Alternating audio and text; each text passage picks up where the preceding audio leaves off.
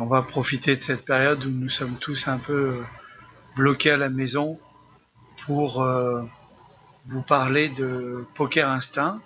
C'est une méthode que j'ai mise au point depuis une dizaine d'années et qui est basée sur l'analyse du jeu stratégique moderne du poker. La différence entre un joueur gagnant et un joueur qui n'arrive pas à gagner tient dans la bonne décision. Donc la bonne décision, elle est basée sur le fait que les règles du poker sont une interaction avec des adversaires humains sur des cartes qui, au final, sont basées sur des probabilités mathématiques. La variance, qu'on appelle le hasard ou la chance quand on gagne ou la malchance quand on perd, joue un rôle fondamental. Mais en fait, à long terme, les bonnes décisions font de vous un joueur gagnant. La vraie question donc qu'on doit se poser quand on joue au poker, c'est est-ce que cette décision elle est EV+, est-ce qu'elle est profitable, ou est-ce qu'elle est EV-, c'est-à-dire qu'elle n'est pas profitable. Il y a quelque chose qui est difficile au poker et qui interpelle même les joueurs expérimentés, c'est qu'on peut très bien perdre un coup en ayant pris une décision EV+, et on peut gagner un coup en ayant pris une décision non profitable. Et sur le long terme, on va de toute façon gagner. Donc, adoptez la devise de Poker Instinct et ne laissez aucune chance au hasard. Pour jouer à un jeu parfait, il faut intégrer 4 composantes. D'une part, les probabilités liées aux cartes et qui sont affichées et celles que vous avez en main.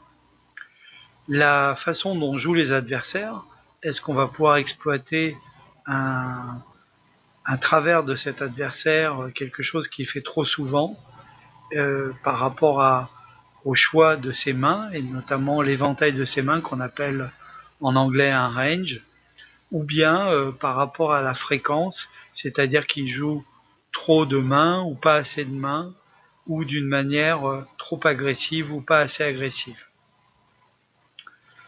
Les probabilités, elles sont basées sur le ratio entre le risque et l'expected value, le V, le profit donc escompté.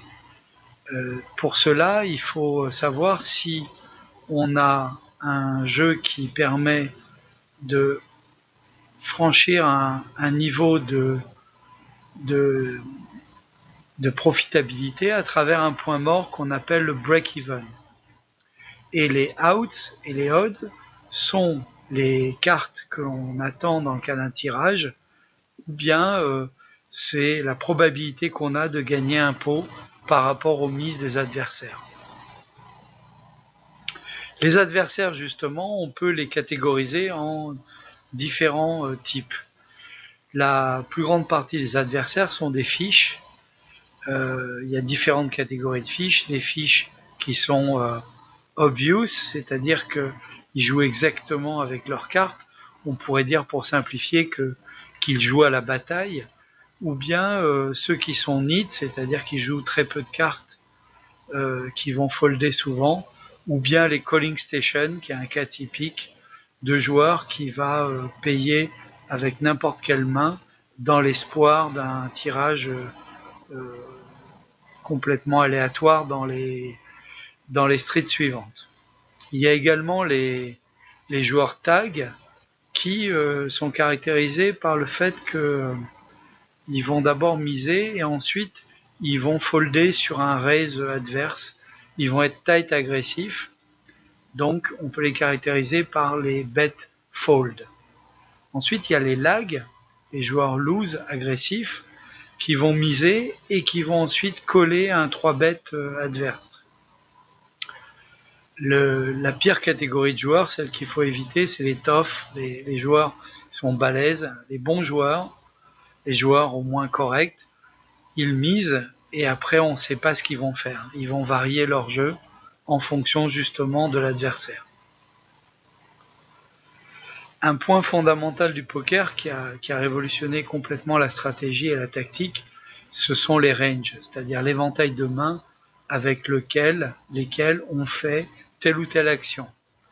Donc on va faire un open raise, on va ouvrir en faisant une mise supérieure à la taille d'une blinde, un open raise, différemment, avec un range différent en fonction de l'endroit où on va se trouver.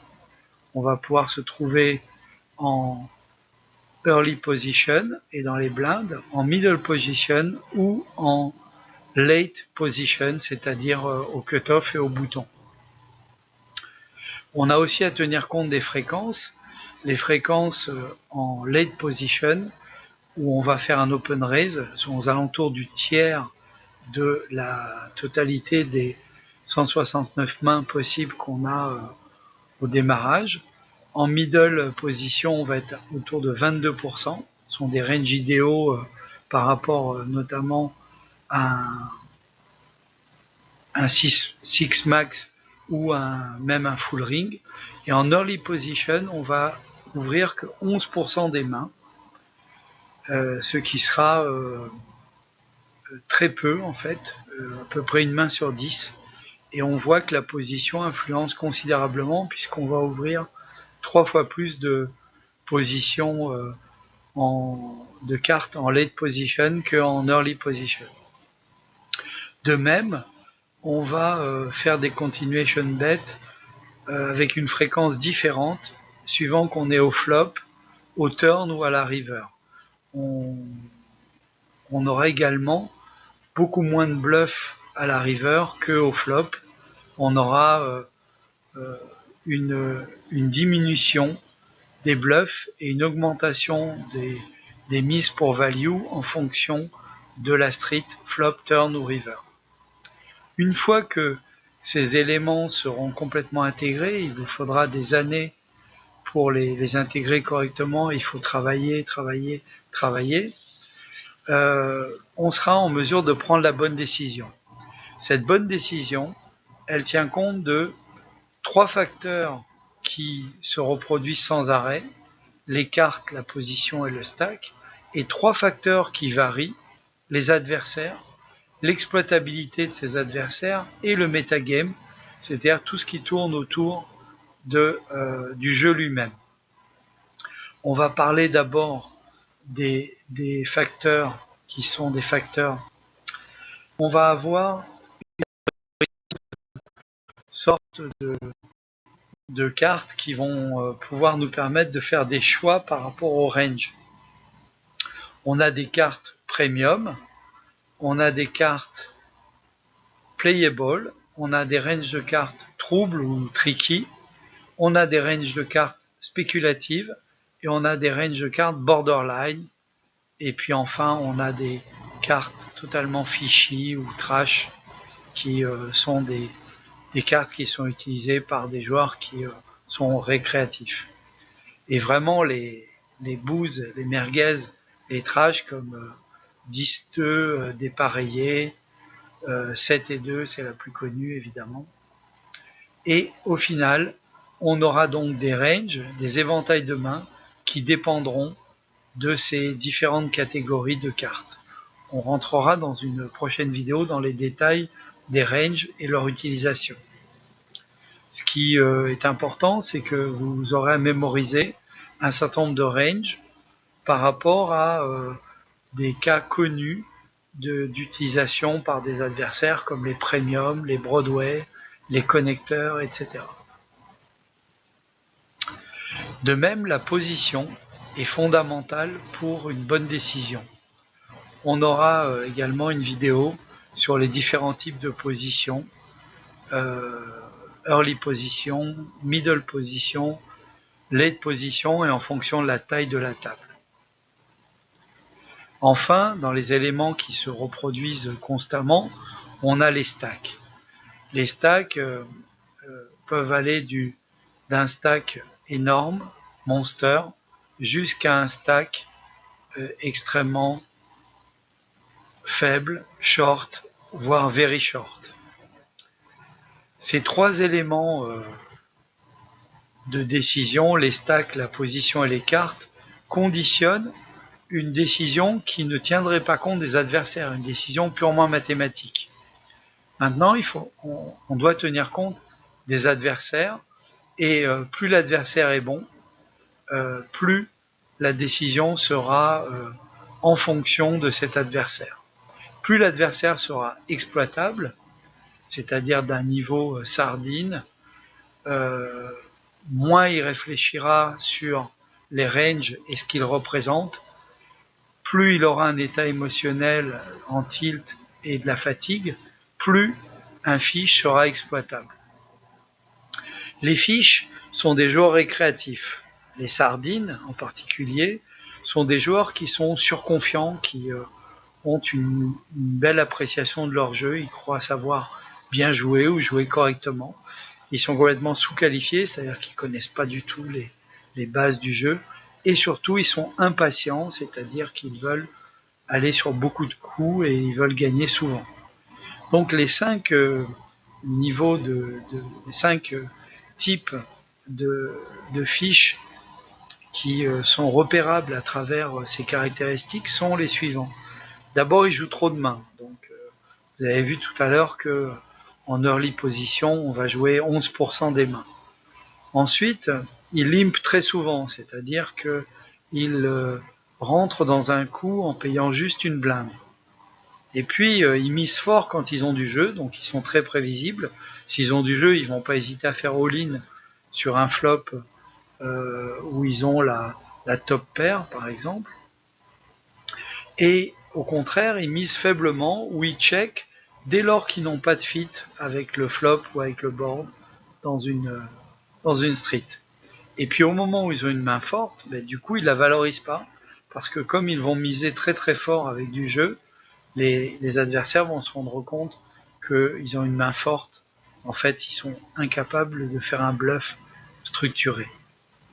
Du coup, les adversaires peuvent être exploités, ce qui va nous faire forcément sortir du jeu optimal, du jeu qui avait été calculé par rapport aux probabilités, par rapport à la position et par rapport au stack. Un jeu exploitant, c'est un jeu qui va exploiter les failles des adversaires.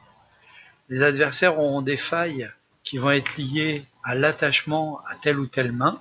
Ils vont être fans de Broadways, fans de flush, de tentatives de flush, ou fans des as, par exemple.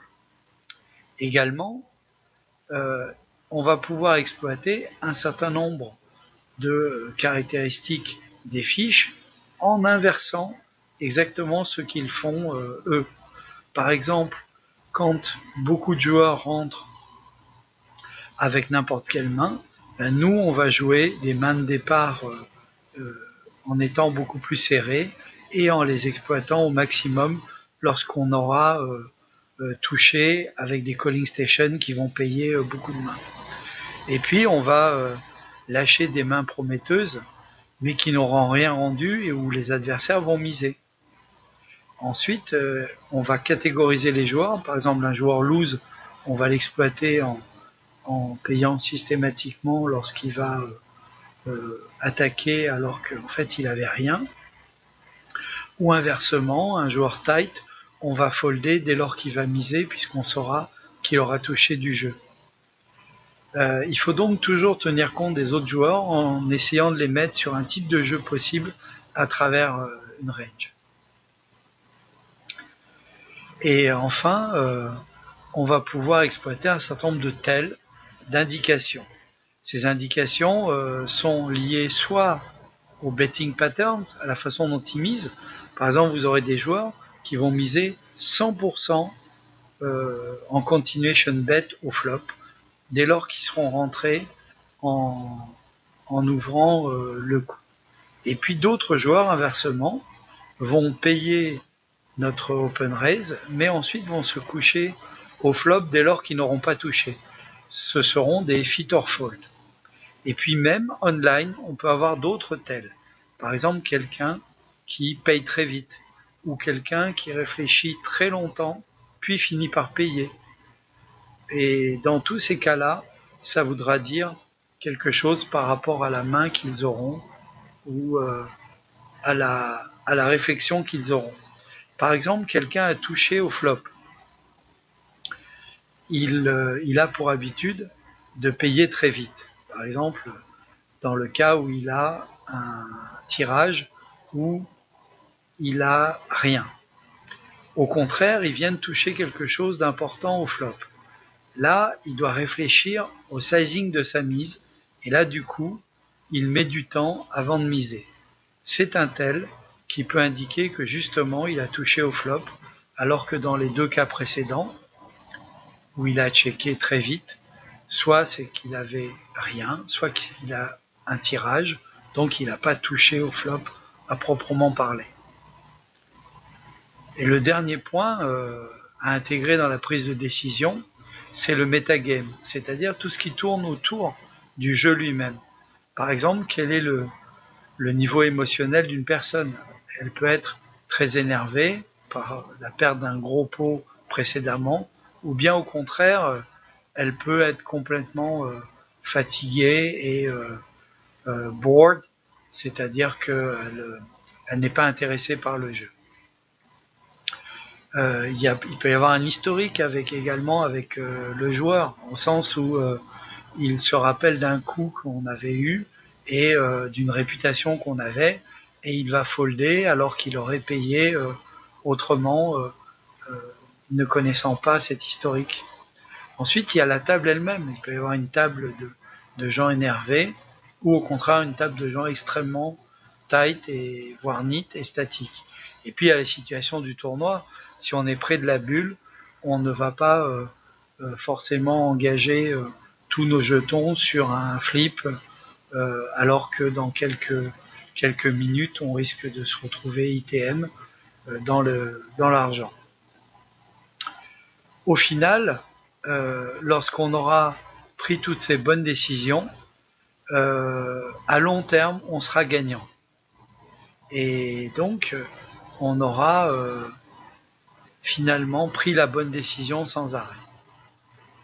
Maintenant, si c'était aussi facile, tous les joueurs seraient gagnants.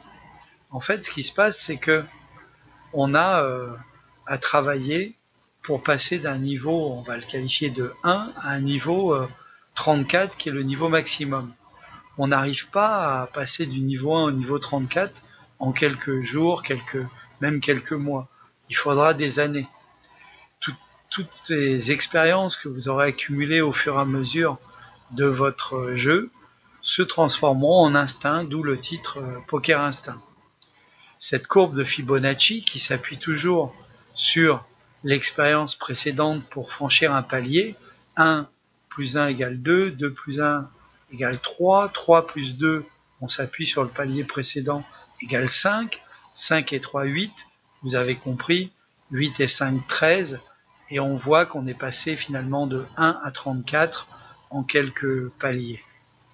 Pour réussir à faire cette transformation d'expérience en instinct qui marche pour n'importe quel domaine, hein, que ce soit pour apprendre une matière à l'école ou que ce soit pour apprendre un métier, toujours il faut s'appuyer sur les expériences précédentes. Donc comment acquérir ces expériences? Je vais vous donner les 3 secrets de tous les bons joueurs ou de tous les experts dans n'importe quel domaine. Il faut travailler. Deuxièmement, il faut travailler. Et troisièmement, il faut travailler. Comment on travaille au poker? Un peu comme dans n'importe quel sport ou n'importe quelle activité. Il faut faire 50% d'études hors de la table et 50% du jeu. C'est pareil au foot. Il faut travailler individuellement ou avec ses collègues en dehors du match. Et puis, il faut faire le match. Au poker, c'est pareil. Si vous passez 100% de votre temps uniquement à jouer, en fait, vous n'apprenez pas parce que vous ne pouvez pas faire un point sur ce que vous avez fait et sur vos erreurs. Donc, cette étude en dehors des tables, elle se passe par la revue des mains que vous aurez enregistrée avec un tracker ou avec l'outil de journalisation des mains. Et c'est en étudiant les mains et les erreurs que vous aurez faites, vous verrez qu'à froid, vous verrez des erreurs que vous n'auriez pas vues, que vous n'avez pas vues pendant que vous étiez en train de jouer. Donc, pour devenir un bon joueur, eh bien, il va falloir accumuler un certain nombre de skills. Dans une vidéo, je reviendrai sur ces 10 skills, sur ces 10 compétences que vous devez accumuler. Et ces 10 compétences, elles vont faire que vous allez progresser du niveau 1 au niveau 34. La première chose, si vous voulez changer quelque chose dans votre jeu, c'est ne rentrez pas dans toutes les mains, rentrez dans un minimum de mains et tenez compte de la position quand vous rentrez dans les mains. En position UTG ou UTG plus 1, en early position, c'est-à-dire que vous êtes le premier de parole pré-flop, rentrez avec 10% de mains, ne rentrez pratiquement qu'avec des premiums, des grosses mains. Ne rentrez pas avec des mains moyennes comme Dame Valet offsuit. Déjà, si vous intégrez ce premier skill d'être tight pré-flop, vous allez être beaucoup mieux au niveau de nombreux tournois. Pour le cash game, c'est un peu comme le tournoi, mais la seule différence, c'est qu'on ne meurt pas, on peut se recaver. Après, il y a des qualités psychologiques que l'on doit acquérir pour devenir un bon joueur. Je ferai également une vidéo sur ces qualités psychologiques que l'on peut mémoriser sous forme d'acronyme PODEC. Il vous faut de la patience, c'est-à-dire si vous n'avez pas de jeu, ça sert à rien de rentrer avec des mains tricky ou border. Il faut attendre des bonnes mains, il n'y a rien à faire. À un moment donné, il faut être patient. De même, si un joueur qui est obvious mise, il a le jeu. Ça sert à rien de faire un call. Et il a touché et la mise qu'il a faite veut dire qu'il a touché. Donc patience, on fold et on attend une meilleure occasion.